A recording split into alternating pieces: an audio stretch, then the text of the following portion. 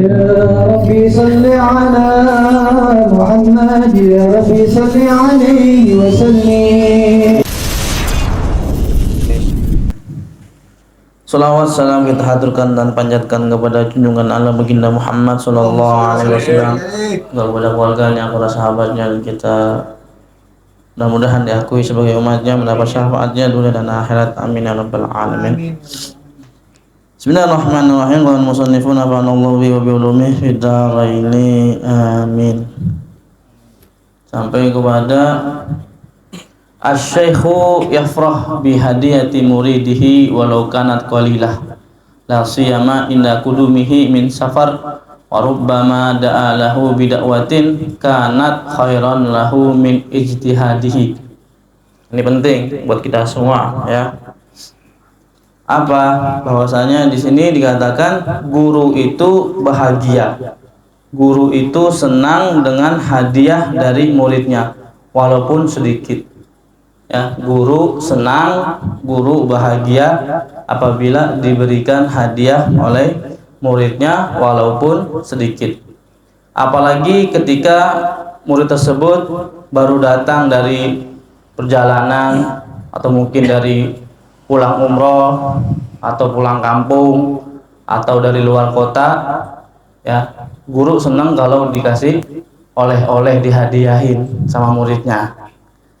Dan perlu diketahui juga bahwasanya doa seorang guru itu lebih bagus daripada kesungguhan murid.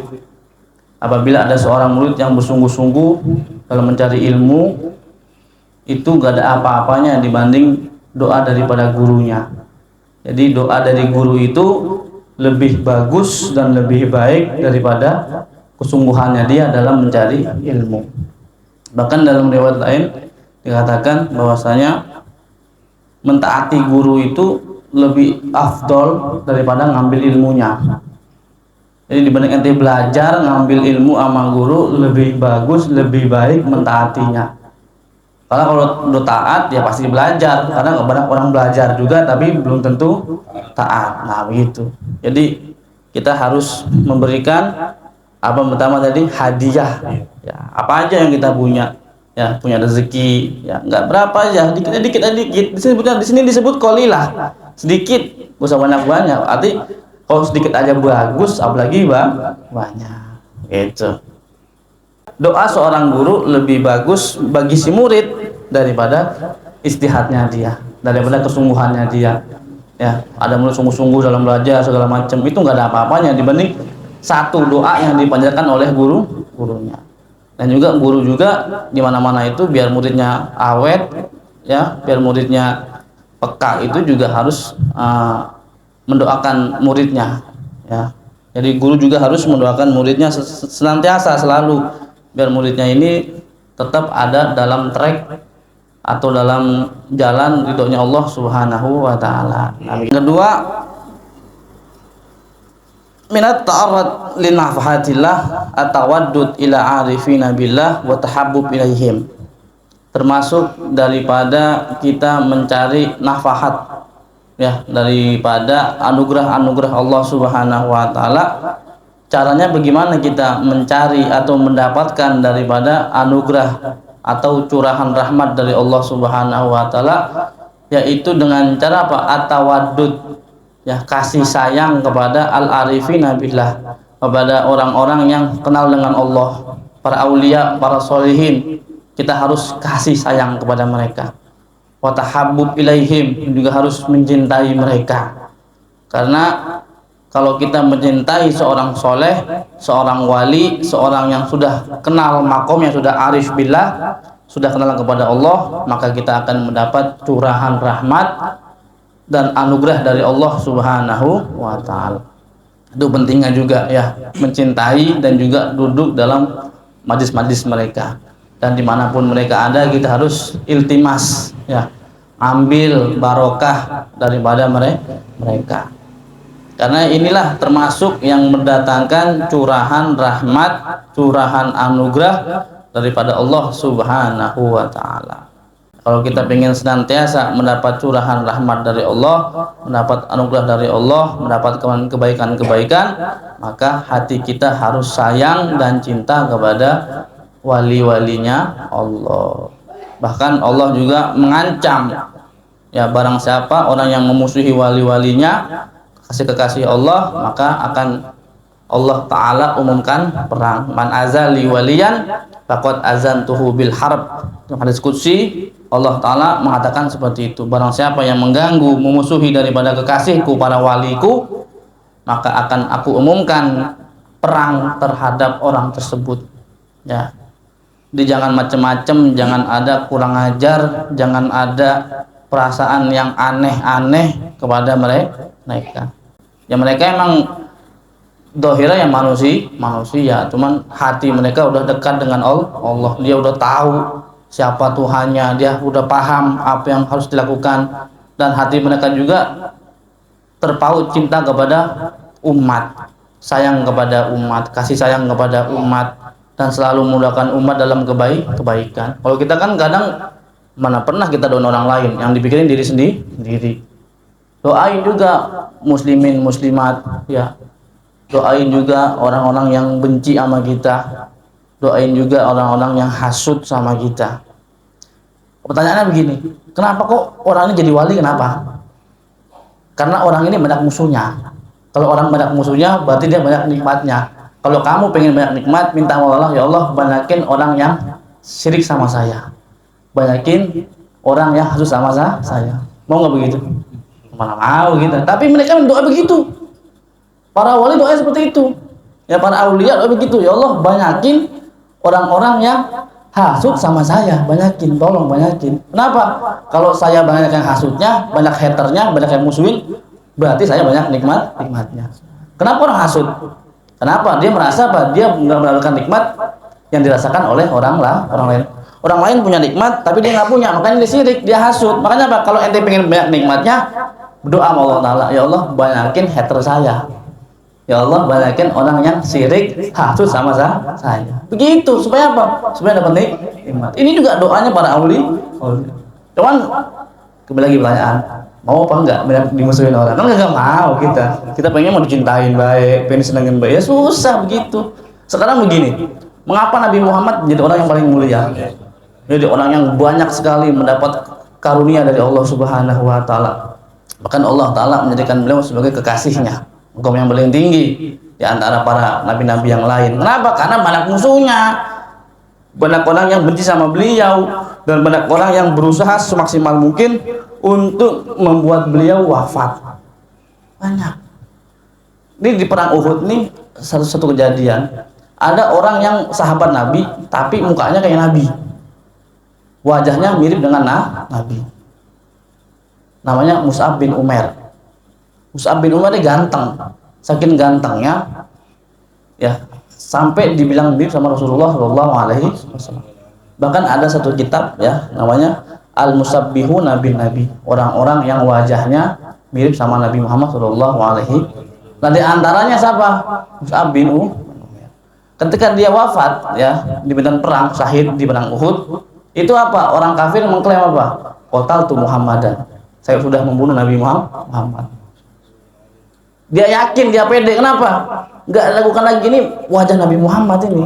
Padahal wajahnya Mus'ab bin Umair. Kata sahabat lagi, bukan, itu bukan Nabi, itu bukan Muhammad, itu bukan Nabi Muhammad, tapi itu adalah Mus'ab bin Umair. Saking mirip. Ada orang yang wajah-wajahnya memang mirip dengan Rasulullah SAW. Kalau mungkin perempuannya kayak Sayyidah Fatimah tuh mirip wajahnya. Kalau wajah lagi cucunya Al Hasan sangat mirip sama Rasulullah SAW, dari ujung kepala sampai ujung sini. Dari ujung bawah kaki itu, ya, itu yang mirip Sayyidina Husain. Hasan Husain sering digabungin menjadi satu, namanya Hasanen. Hasanen artinya Hasan dan Husain. Ini Al-Harat ini maksudnya namanya Hasanen. Artinya apa? Hasan dan Husain. Hasanen. Ya.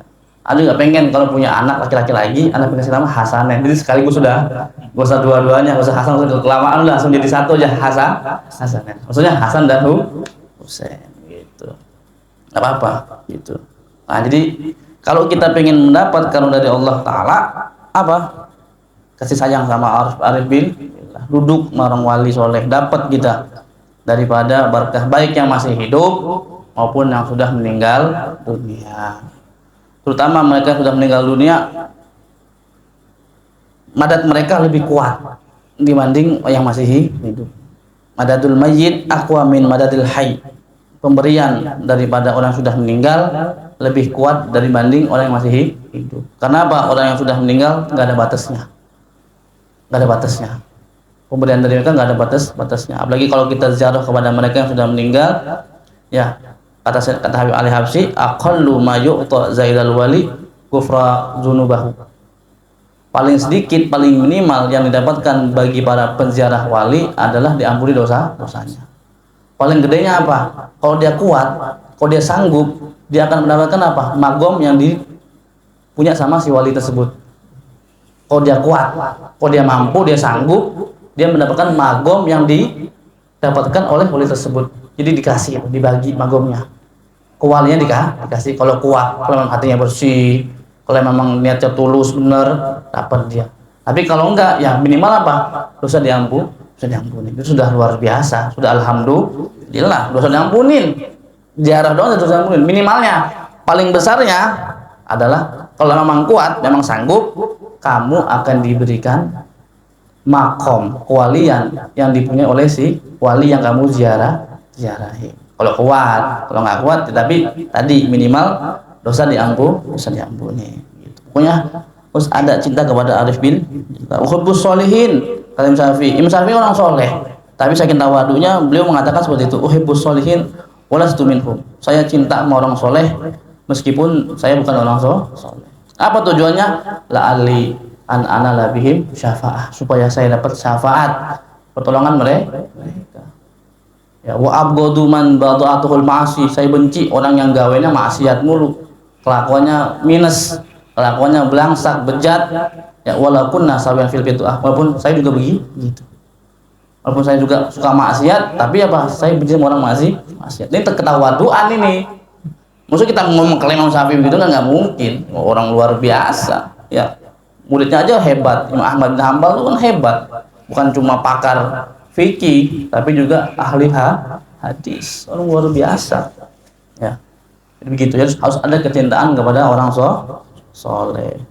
Nyebut namanya aja, indah zikri sholihin tanzilur rahmat, turun rahmat. Tapi kalau kita datang kepada mereka. Kemudian al-adab, kita suka ngomongin adab. Apa sih adab tuh? Adab ini di sini dikasih definisi apa? Ayyadu al-insan kulla syai'in fi maudhihi, al-lain fi maudhihi, wa syiddah fi maudhiha, wal hilm fi maudhihi.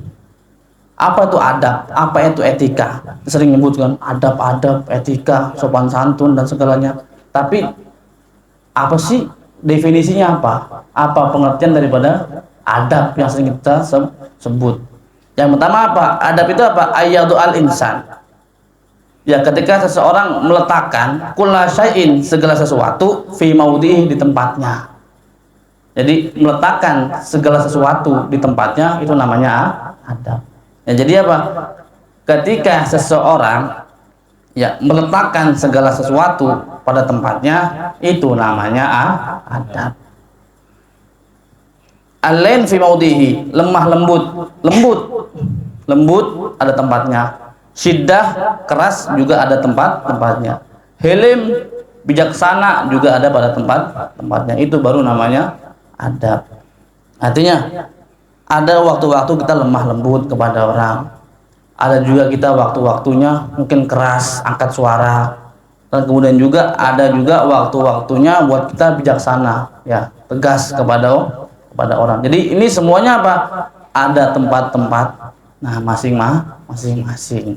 Juga ini juga bisa termasuk daripada bentuk atau siasat dalam berdakwah. Sudah pelan, sudah begini. Ya, Nabi Musa itu loh ketemu Fir'aun itu.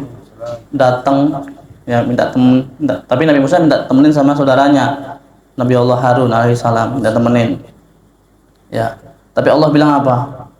Kalau kalian datang ke sana ya, katakan dengan kalimat yang lembut ya. Fir'aun yang udah belangsak begitu tuh, yang udah kurang ajar ngaku Tuhan, Ketika Nabi Musa datang ke sana sama Nabi Harun, Allah bilang apa?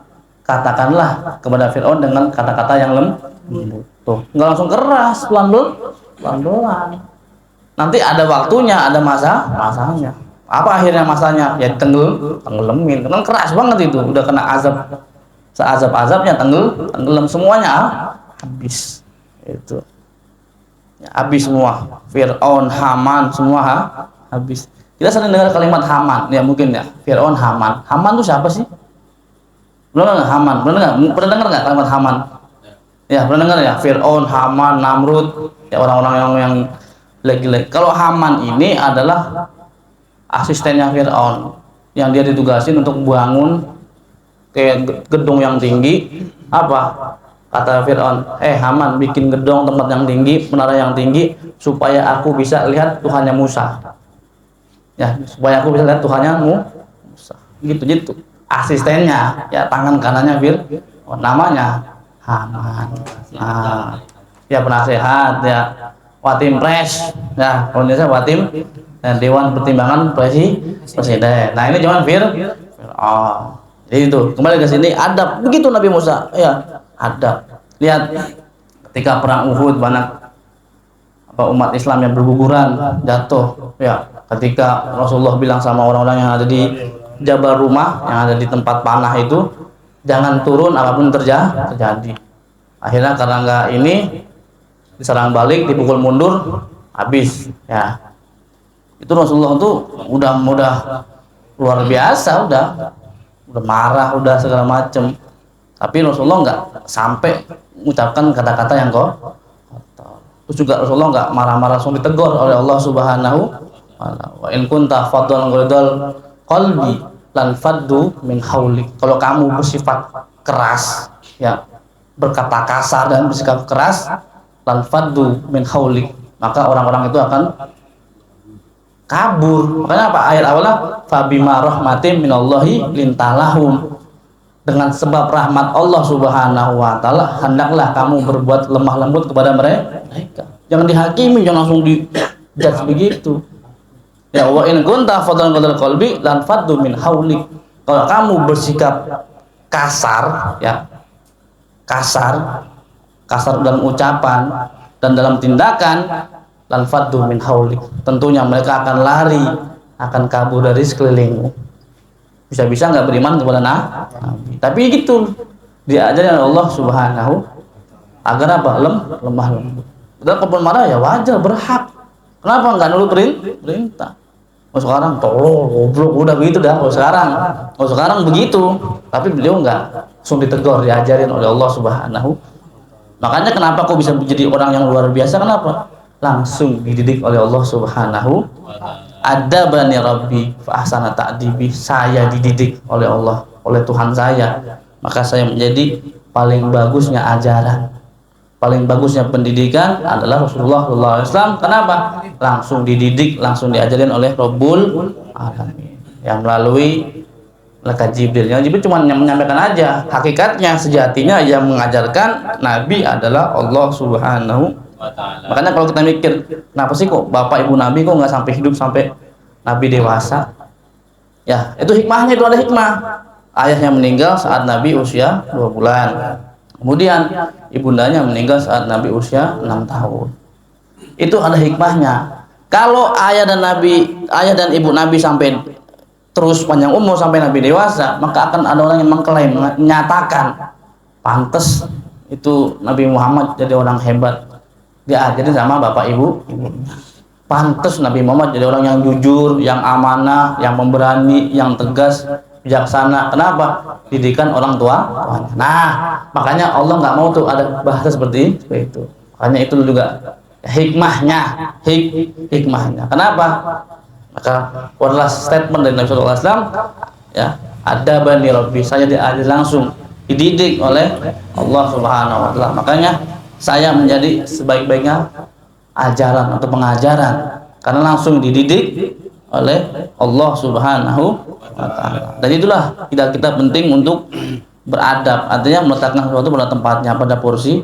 Ada waktunya marah, ya, ada waktunya lemah lembut, ada waktunya bijaksana, ada waktunya tegas. tegas. Intinya semua ini harus diletakkan pada tempatnya masing-masing, jangan ketuker ya. Jangan agama dina diam baik, lemah lembut, rahmatul alamin. Bukan itu definisinya. Kalau memang Nabi Muhammad itu definisinya rahmatul alamin, mana ada itu perang Uhud, Badar, Hunain ya segala macam, nggak ada itu, nggak ada ya. Ya mungkin ada perang, udah bagian aja. Abu Jahal ngatain saya, biarin nginangin agama Allah, biarin. Enggak, dilawan. Jangan kita agama dia diem aja, lawan. Ada reaksi, sehingga ada giroh, ya ada kecemburuan dalam beragama. Sekarang nih Palestina dibombardir sama Israel, udah nggak apa-apa, biarin aja. Ya. Ente orang apa keledai? Hah? Kalau orang dibuat marah tapi dia nggak marah, itu keledai. Oleh staqdaba walam yaqdah fahuwa himar. Orang yang dibuat marah tapi dia nggak marah, keledai, tolol, dongo. Itu loh. Kan ada tuh kalimat-kalimat tentang keledai dalam Al-Qur'an tuh, adalah beberapa. Ya. Makanya harus ya lemah lembut pada tempatnya, keras pada tempatnya, dan juga jaga dalam tempatnya. Kemudian innama ya'riful fadl li ahdal fadl minan nas zawuh ya, zawuhu, sungguhnya ya diketahui ya keutamaan bagi orang yang punya keutamaan dari manusia. Zawuh ya, bisa diartikan sebagai rasakan atau cari ya, orang-orang yang punya keutamaan, orang-orang yang punya keunggulan. Tengah-tengah kita nih banyak orang-orang yang punya kelebihan, yang punya keutamaan, cari ya, rasain maksudnya daripada dekat dengan orang-orang tersebut, orang-orang yang punya keutamaan. Ahlul fadl ya banyak. Siapa al fadl? Jawab, para walinya Allah Subhanahu wa taala, orang-orang yang berbuat baik, mencegah daripada keburukan ya, amal ma'ruf nahi munkar, itu namanya ahlul fadl, orang yang punya keutamaan. Kita udah nggak syak lagi, kita udah nggak ragu lagi. Guru-guru kita termasuk orang-orang ahlul fadl, termasuk orang-orang yang punya keutamaan. Bukan mereka yang mengakui dirinya sebagai ahlul fadl, tapi diakui oleh orang lain, diakuin oleh ulama-ulama lain bahwasanya guru-guru kita ini termasuk orang-orang yang punya, termasuk daripada bagian orang yang namanya ahlul fadl. Kalau kita jangan ngaku-ngaku, gua mau ahlul fadl, gua punya keutamaan. Kagak, keutamaan dari mana? Subuh kesiangan bareng maduha, keutamaan dari mana? Enggak ada. Enggak begitu, enggak. Syariatnya masih ngaco. Jangan bilang gua ini punya keutamaan, gua ini punya kehebatan. Enggak ada. Dari mana hebat, dari mana? Hah? Gua bisa debus, hebat gua. Enggak, itu bukan wali. Itu bukan karomah, tapi ihanah, tapi penghinaan dari Allah. Yang ketipu ente, orang bisa terbang, dapat koperpil, bisa terbang, bisa motong diri segala macam. Itu bukan karomah, bukan kemuliaan. Kenapa? Karomah kemuliaan tersebut yang didapatkan oleh al-fadl. Kenapa? Karena istiqomahnya dia dalam ibadah, dalam mencari ridho Allah Subhanahu wa taala, bukan gara-gara hal seperti itu. Ya, justru itu penghinaan. Sekarang begini, itu orang dibacok nggak tembus gini.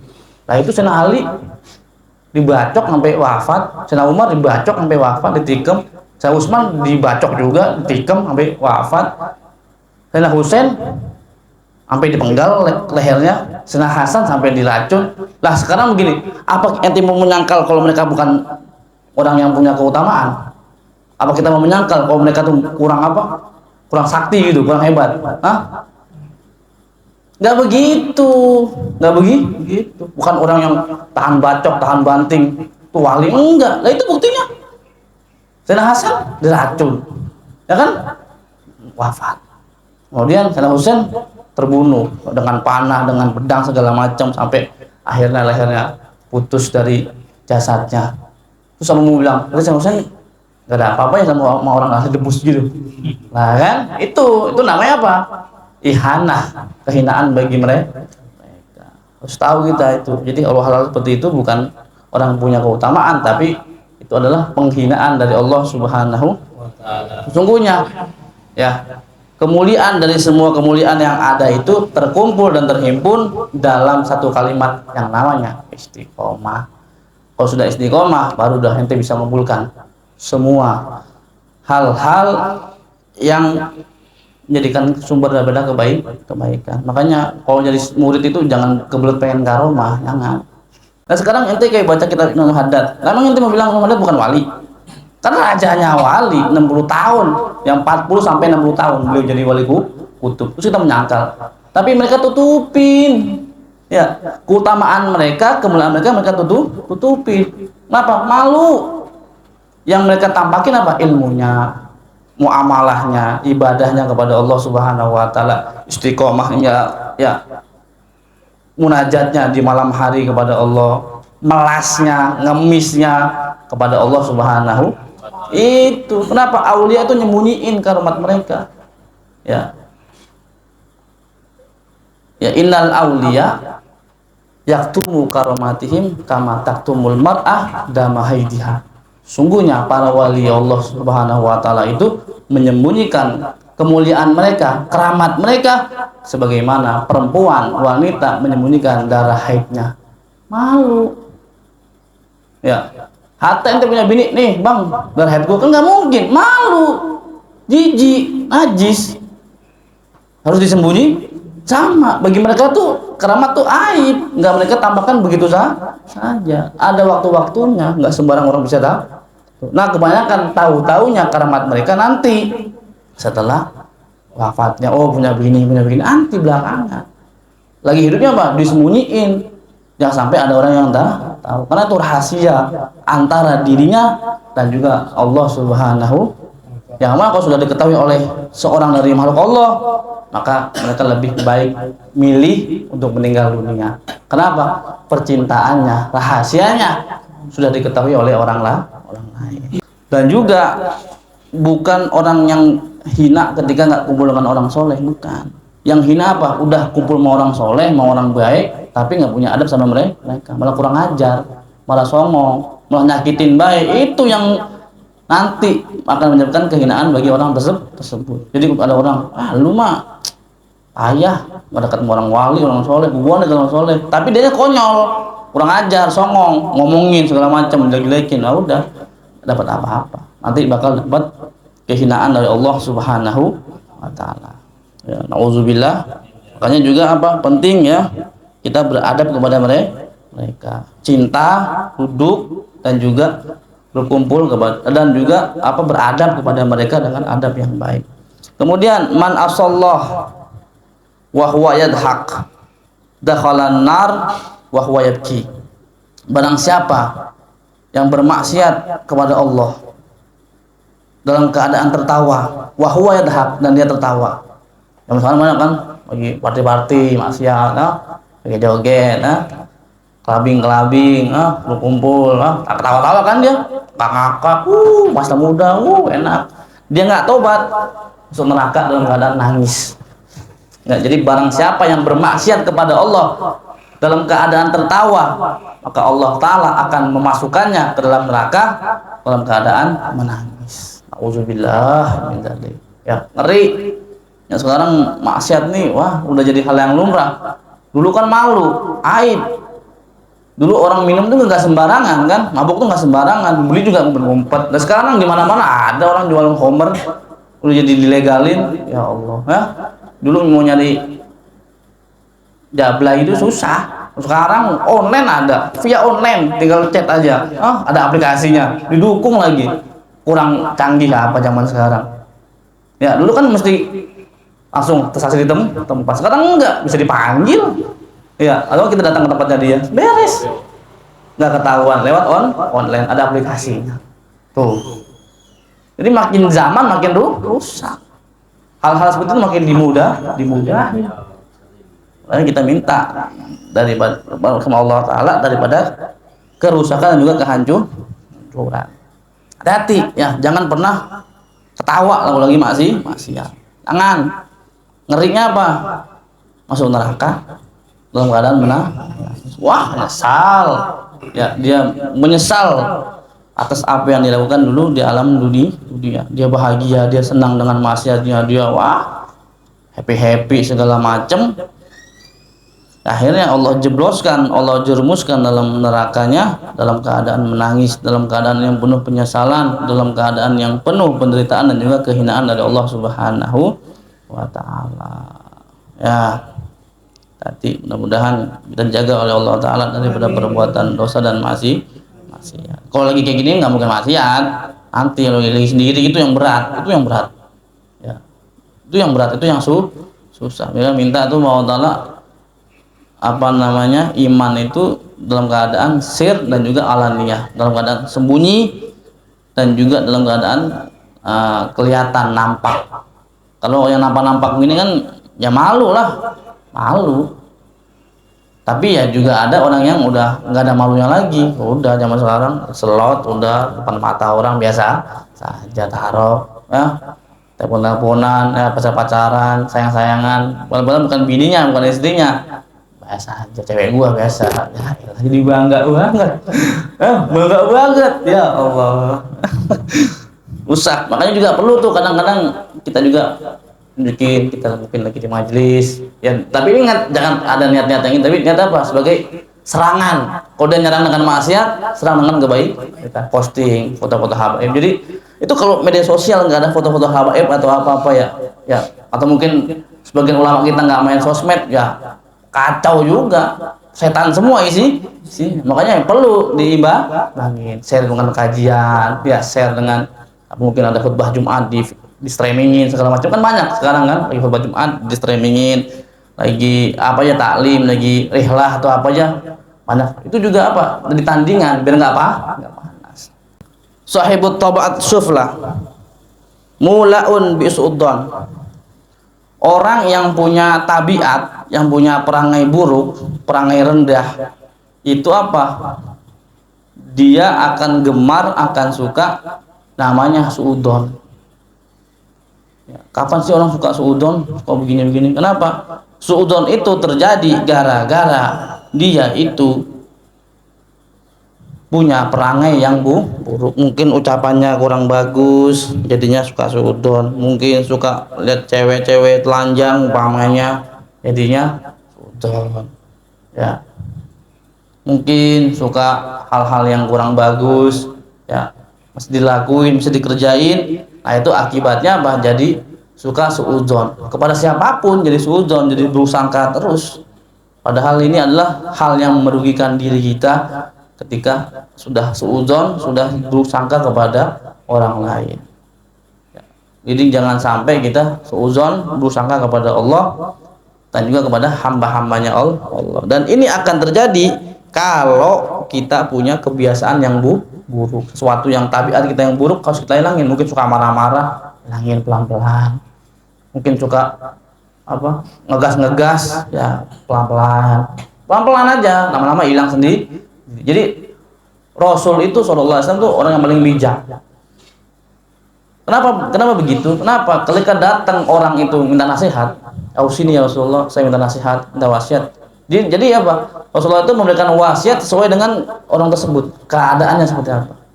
Pernah datang, mungkin sering dengar kita di sini ya. Ada orang suka marah-marah. So tahu nih tabiatnya dia suka marah-marah. Ketika dia datang ke Rasulullah, dia minta doa, minta wasiat, minta nasihat. Dia mengatakan, "Ausini Rasulullah. Rasulullah, la taqdab walakal jannah." Jangan marah, maka bagimu surga. Karena Rasul tahu ini orang suka marah-marah, suka emosian, gak bisa nahan hawa nafsunya. Makanya Rasul bilang apa? La taqdab walakal jannah. Jangan kamu marah, jangan kamu emosian, maka kamu akan mendapatkan surga. Kalau kamu bisa ngontrol amarahmu, emosimu dan tidak berbuat kata-kata yang buruk. Itu jadi tergantung orangnya. Jadi siapapun yang dalam Rasulullah itu nasihatnya sesuai dengan keadaan orang tersebut. Inilah menunjukkan betapa bijaknya Nabi Muhammad SAW. Terakhir, allazi yanfa'un nas yatul umrohu.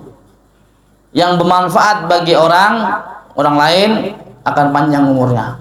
Yang bermanfaat bagi orang lain akan panjang umurnya. Mau panjang umur, apa? Manfaatin. Jadilah bermanfaat. Khairun nas anfa'ahum linnas. Manusia yang paling bagus, yang paling baik adalah yang bermanfaat bagi orang lainnya. Jadi kalau pengen panjang umur, kalau pengen afiah, maka apa? Jadilah orang yang bermanfaat. Jadilah orang yang berarti. Kehadiran kita ada artinya bagi orang lain, bukan memberati. Jadilah yang berarti, bukan memberati. Ya, nyusahin lu jangan nyusahin orang mulu. Ya, memberati. Maksudnya berarti ada kita, orang tuh senang, senyum, ya. Ada kita bisa bantu orang tersebut meskipun dengan kata-kata kita aja. Ya, mungkin belum punya harta, ya pakai kata-kata, pakai semangat, pakai kalimat-kalimat aja udah. Meskipun belum bantu dengan apa, atau mungkin tenaga kita bisa kita gunakan buat bantu orang lain. Intinya apa aja yang kita punya, harta kita, ya, waktu kita juga termasuk, ya. Diundang orang juga, kita kan ngasih waktu bagi orang tersebut kan, diundang, kita datang, itu juga termasuk bikin orang senang. Dan akhirnya nanti kita masuk dalam golongan yang bermanfaat. Orang undang kita, artinya butuh sama kita datang, manfaat. Jadi intinya apapun yang kita punya daripada kehidupan ini, maka jadilah yang bermanfaat, jadilah yang berarti, bukan memberati, bukan nyusahin kepada orang lain, khususnya kepada orang tua. Ya, orang tua mau guru jangan disusahin, disenengin, karena kalau udah nggak ada modal hidup kita, susah hidup kita, ya. Mau nangis kayak gimana pun juga percuma, nggak bakal bisa terulang kembali masa-masa saat adanya orang tua atau adanya seorang guru. Udah orang tua udah diem baik, udah. Habib Al-Habsyi loh, Sahibul Khaul ini luar biasa, kemana-mana izin sama orang tuanya. Bu, Umi, ya, sama uminya namanya Hababah Alawiyah Al-Jufri, selalu izin, Umi, Ali mau keluar.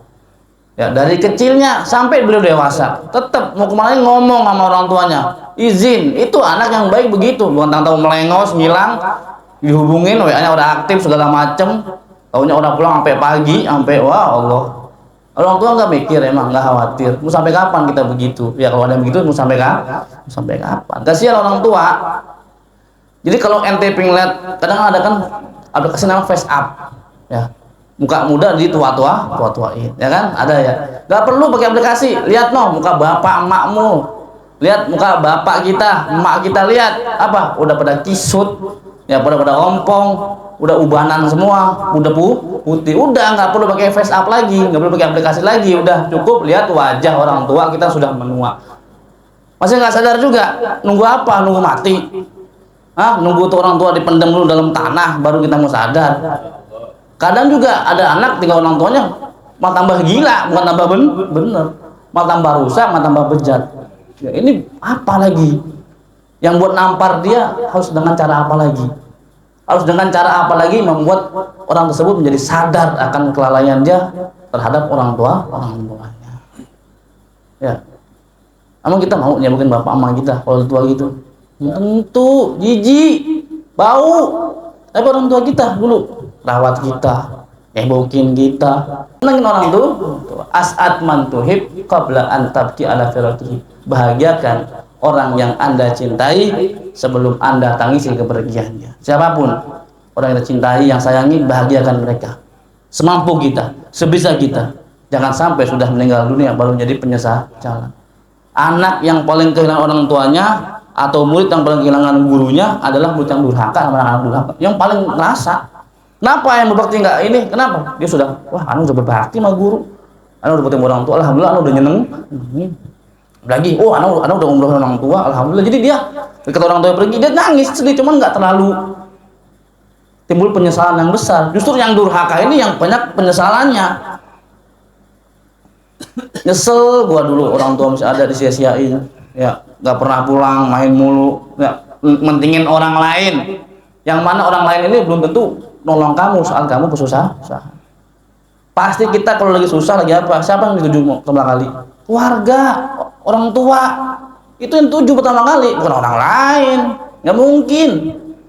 Nah, emang lu kalau lapar siapa yang masakin? Siapa? Orang tua. Ente jangan sekali-sekali dah, ya, mesti orang tua, baju dicuciin orang tua jangan, ya, jangan dicuciin baju orang tua, cuciin sendiri, jangan dicuciin. Kalau punya bini ya suruh bini lu aja nggak apa-apa, jangan suruh mak. Kenapa? Kamu dakwah pakai imamah, pakai gamis, ya, pakai sorban segala macam, pakai aksesoris, pakai atribut, dakwah itu, tapi masih dicuci orang tua, itu baju atribut kedurhakaan kamu. Kamu sejatinya kamu dakwah dengan pakaian durhaka. Kenapa? Yang nyuci emaknya. Oh, itu jangan begitu.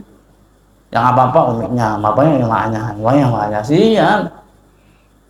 Udah batin kadang disentak-sentak, dibentak-bentak sama anaknya.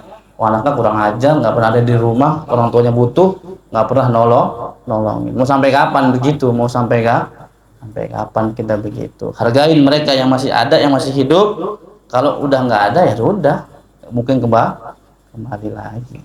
Bisa.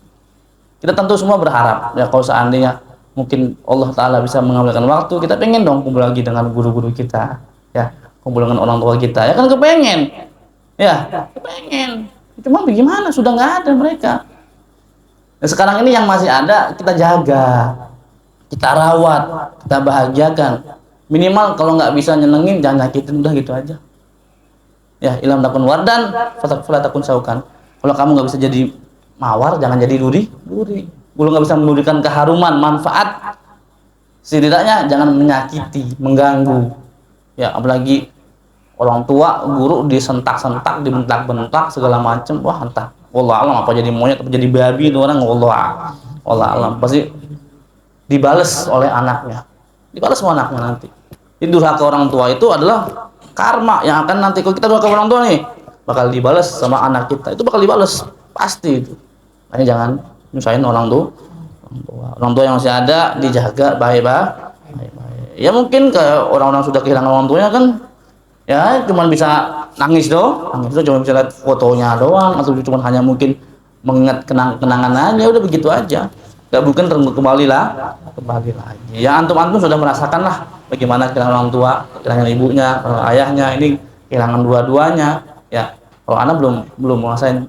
Makanya ya, nanti minta doa biar panjang umur yang ada, kita panjang umur yang sudah pergi.